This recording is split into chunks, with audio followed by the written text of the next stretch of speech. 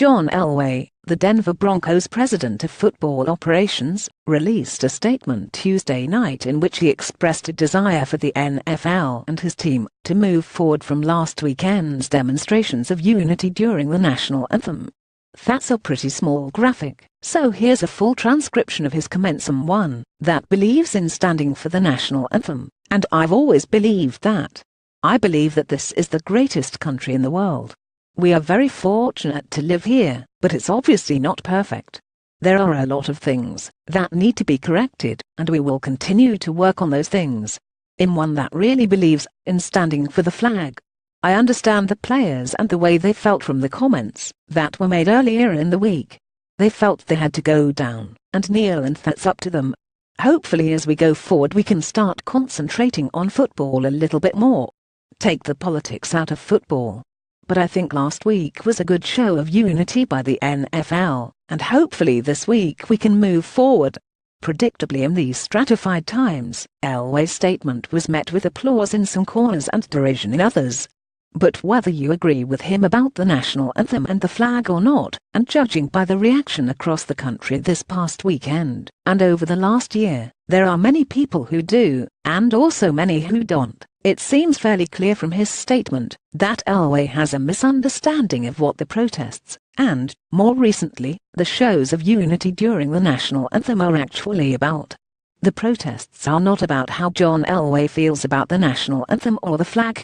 They're not about how you feel about the national anthem or the flag. They're not even about how any of the players protesting feel about the national anthem or the flag.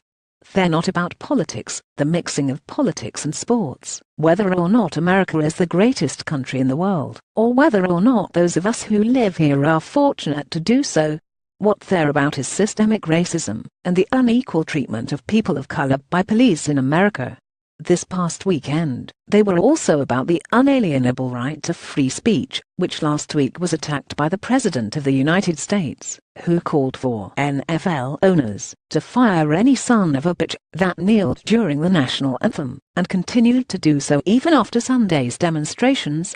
Those messages have been muddied of late as the protests during, not of, but during, the national anthem have become co-opted by the America's political media machine, but that is what they have been about ever since Colin Kaepernick started protesting during the national anthem last year. While Elway's desire to strictly focus on football, and to keep politics separate from what happens on Sundays and Mondays and Thursday in stadiums and on TV is shared by many people in the country, it's just not clear that he actually has any leg to stand on when it comes to demanding the separation of politics and sports.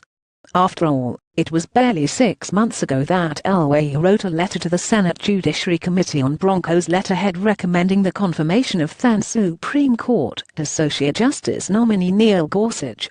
If he had shown a better understanding of the ideas behind players' demonstrations during the national anthem, and the goals of protests in general, which certainly go far beyond making a show of unity one time, and then leaving well enough alone, or more awareness of his own history of mixing politics and sports, it might be easier to accept Elway's comments at face value. This statement, however, shows only a surface-level engagement with the protests themselves, and a lack of awareness of how his own previous actions could be perceived when viewed in light of what he wants from protesting players.